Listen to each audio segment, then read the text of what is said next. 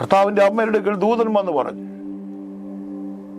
13-14 വയസ്സുള്ള ഒരു വേർജിൻ, ഒരു കന്യകരുടെ അടുക്കൽ വന്നിട്ട് പറയുന്നു, നീ ഗർഭം ധരിച്ചൊരു മകനെ പ്രസവിക്കും. എത്ര ഒരു സന്തോഷമുണ്ട്. കരങ്ങൾ വീശി, കരങ്ങൾ ഉയർത്തി കർത്താവിന് നന്ദി പറഞ്ഞാട്ട്.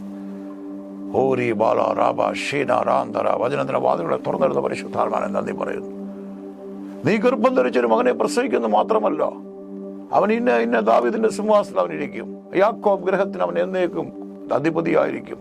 ഒത്തിരി പ്രോബസി അവരോട് പറയുമ്പോൾ പാവം ആ സഹോദരി അമ്മ പറഞ്ഞ്, ഇതെങ്ങനെ അറിയും? പുരുഷനെ അറിയായികയാൽ ഇതൊരു അൺനാച്ചുറലാണ്, ഇതെങ്ങനെ സംഭവിക്കും?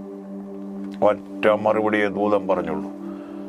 ദൂതൻ പറഞ്ഞു, പരിശുദ്ധാത്മാവ് നിന്റെ മേൽ വരുമ്പോൾ, അത്യുന്നതന്റെ ശക്തി നിന്റെ മേൽ നിഴലിടുമ്പോൾ, ആമേൻ, പരിശുദ്ധാത്മാവ് നിന്റെ മേൽ വരുമ്പോൾ അത്യുന്നത ശക്തി നിഴലിടും. വിശുദ്ധ പ്രജ പിന്നെ ഒന്നും ചോദിച്ചില്ല. Let be done, let be so, അതുപോലെ സംഭവിക്കട്ടെ. ആമേൻ പറഞ്ഞ അമ്മ ഏറ്റെടുത്തു. സക്കരിയാവ് ആമേൻ പറഞ്ഞ് ഏറ്റെടുത്തില്ല. അവൻ പറഞ്ഞ ഞാൻ വയസ്സനാണ്, ഞാൻ വൃദ്ധനാണ്. ആരോഗ്യമുള്ള സമയത്ത് പ്രാർത്ഥിച്ചു, സമയങ്ങളൊക്കെ കഴിഞ്ഞു പോയി. പക്ഷേ എലിസബത്ത് അത് യെസ് ആമേൻ പറഞ്ഞു. ഇത് പറഞ്ഞുകൊണ്ടിരിക്കുമ്പോൾ ഇത് സംശയിക്കുന്നവർക്ക് വേണ്ടിയല്ല, ആമേൻ പറഞ്ഞ് ഏറ്റെടുക്കുന്നവർക്ക് വേണ്ടി ദൈവത്തിൻ്റെ അഭിഷേകം ചലിക്കുകയാണ്, ദൈവത്തിൻ്റെ ശക്തി ചലിക്കുകയാണ്, ബോധ്യങ്ങളെ തൊടുകയാണ്. മുടി മുതൽ കാലിൻ്റെ നഖം വരെ അഭിഷേകത്തിന് തീയിറങ്ങുകയാണ്. ഇത് പറഞ്ഞുകൊണ്ടിരിക്കുമ്പോൾ തന്നെ കർത്താവിൻ്റെ ശക്തി ചിലരെ തൊടുകയാണ്.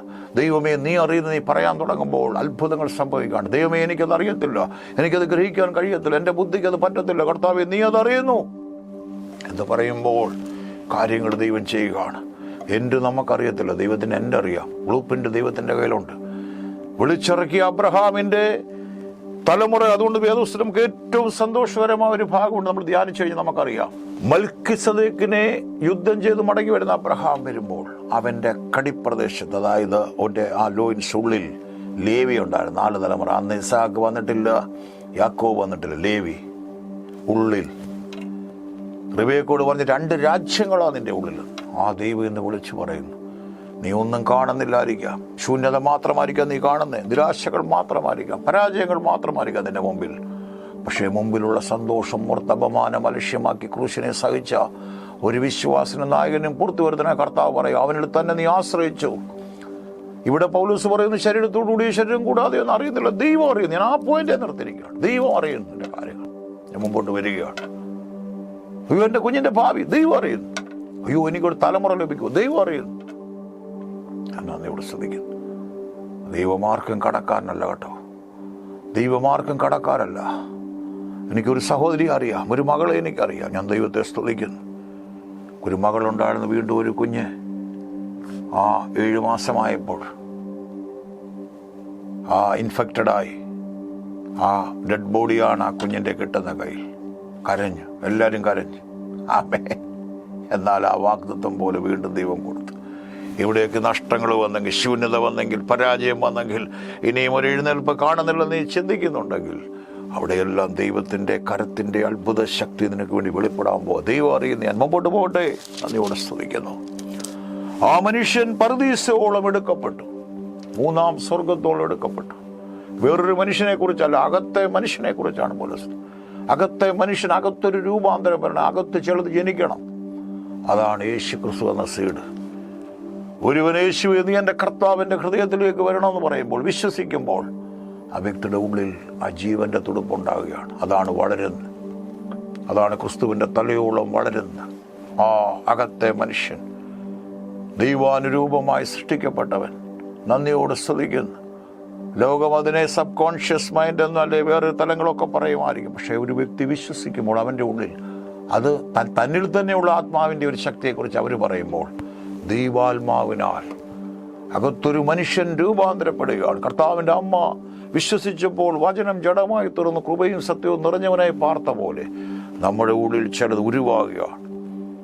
അവിടെ നമ്മളൊന്നും കൊടുക്കുകയല്ല ദൈവത്തിന് വേണ്ടി. യേശുവേ നീ എൻ്റെ കർത്താവിൻ്റെ ഹൃദയത്തിലേക്ക് വരണമെന്ന് പറയും. എൻ്റെ പാപങ്ങൾ ക്ഷമിക്കണമെന്ന് പറയുമ്പോൾ, എൻ്റെ ഹൃദയത്തിലേക്ക് നീ വരണമേ എന്ന് പറയുമ്പോൾ, നിന്റെ രക്തത്താൽ നീ എന്നെ ശുദ്ധീകരിക്കണമെന്ന് പറയുമ്പോൾ, അവിടെ ഒരു ജീവൻ ചലിക്കുകയാണ്.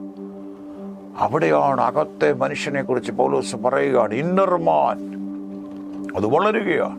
അത് ലോകത്തിന് അറിയത്തില്ല. അകത്തൊരു മനുഷ്യൻ ഒരു ഗർഭിണിയുടെ ഒരു ഉദരത്തിൽ ഒരു കുഞ്ഞ് വളരുമ്പോൾ മറ്റൊരു റെക്കഗ്നൈസ് ചെയ്യാൻ കഴിയും, മനസ്സിലാക്കാൻ കഴിയും അവിടെ ഷീ ഈസ് കൺസീവ്ഡ് അല്ലെങ്കിൽ പ്രഗ്നൻ്റ് ആണെന്ന് മനസ്സിലാക്കാൻ കഴിയും. ഇതാർക്കും മനസ്സിലാക്കാൻ കഴിയത്തില്ല. ആ വ്യക്തിക്ക് അറിയാം ഉള്ളിൽ ഒരു ആത്മസാന്നിധ്യം, ഒരു ജീവന്റെ തുടുപ്പ്. ആ മനുഷ്യന് പറുദീസകൾ എടുക്കപ്പെട്ടു. ശരീരത്തോടെയോ ശരീരം കൂടാതെയോ ഒന്നും അറിയുന്നില്ല. ദൈവം ഇവിടെയും താൻ വീണ്ടും പറയാണ്, ദൈവം അറിയുന്നു, ദൈവം അറിയുന്നു. He nose very well, he nose I don't know പറയാൻ കഴിയുമോ? കർത്താവേ നീ അറിയുന്നു, കർത്താവേ നീ അറിയുന്നു, കർത്താവ് എനിക്കറിയാം. ഇന്ന് ഞാൻ പരാജയത്തിലാണ് കർത്താവ്, ഇന്ന് ദുഃഖത്തിലാണ്. ഈ ദൈവത്തിന് മാത്രമേ പറയാൻ കഴിയത്തുള്ളൂ സകല കണ്ണുനീരിനെ സന്തോഷമാക്കാൻ കഴിയും. ഞാൻ എപ്പോഴും പറയും, വിലാപങ്ങളെ നൃത്തമാക്കാൻ. വിലാപപ്പെട്ട് തകർന്ന് പരാജയപ്പെട്ട് വേണം നമുക്ക് അവിടെ ചെന്ന് പറയാം അവരോട്, കരയല്ലേ എന്ന് നമുക്ക് വേണമെങ്കിൽ പറയാം. കരയരുതേ, കരയരുതേ. From morning to the dancing എന്ന് പറയുമ്പോൾ വലിയൊരു ഗ്യാപ്പാ. അത് നമ്മുടെ ദൈവത്തിന് കഴിയും. യെസ്, ഈ കർത്താവിന് കഴിയും. Is anything too hard for the Lord? Nothing. All things are possible. ഈ ദൈവത്തിനെല്ലാം സാധ്യമാണ്. നന്ദിയോടെ സ്തുതിക്കുന്നു. ശരീരത്തോടു കൂടെയോ ശരീരം കൂടാതെയോ എന്ന് അറിയുന്നില്ല. ദൈവമേ നീ അറിയുന്നു. മനുഷ്യൻ ഉച്ചരിപ്പാൻ പാടില്ലാത്തതും പറഞ്ഞുകൂടാത്തതുമായ വാക്കുകളെ അവൻ കേട്ടുവെന്ന് ഞാൻ അറിയുന്നു. അകത്തെ മനുഷ്യനെ കുറിച്ച് പൗലോസ് പറയുകയാണ്.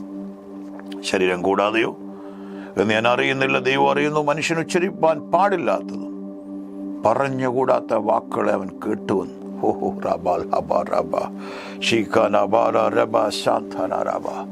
ഇത് പറഞ്ഞുകൊണ്ടിരിക്കുമ്പോൾ എൻ്റെ അകത്തെ മനുഷ്യൻ ചലിക്കട്ടെ.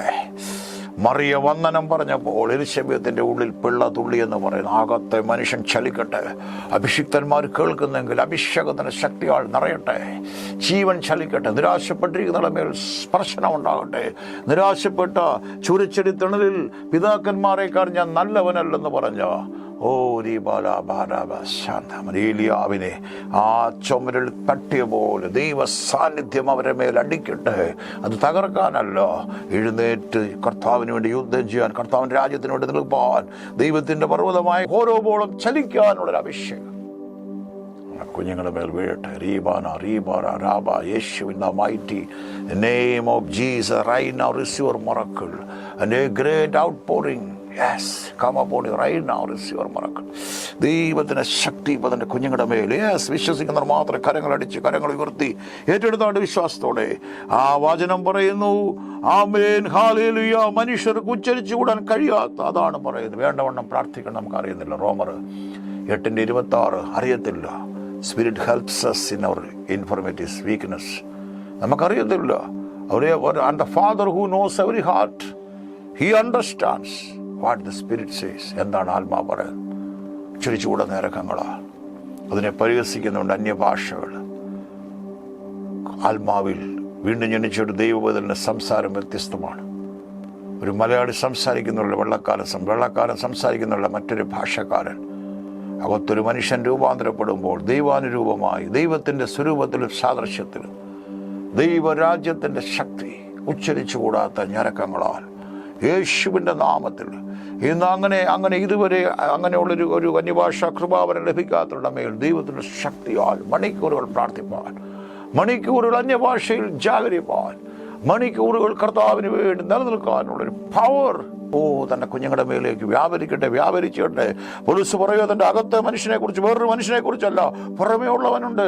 ഈ ലോകത്താൽ മണ്ണുകൊണ്ട് മെനഞ്ഞവൻ, അകത്ത് ദൈവാനുരൂപത്തിൽ സൃഷ്ടിക്കപ്പെട്ടവൻ വീണ്ടും ജനിച്ചപ്പോൾ കെടുന്ന ബീജത്താലല്ല, കെടാത്തതിനാൽ ജീവനുള്ളത് നിലനിൽക്കുന്നതുമായ ദൈവവചനത്താൽ വീണ്ടും ജനിച്ചിരിക്കുന്ന അകത്തെ ദൈവാനുരൂപമായ മനുഷ്യനെ കുറിച്ച് പറയുകയാണ്. മനുഷ്യൻ ഉച്ചരിപ്പാൻ പാടില്ലാത്തതും പറഞ്ഞുകൂടാത്ത വാക്കുകളെ അവൻ കേട്ടുവെന്ന് ഞാൻ അറിയുന്നു.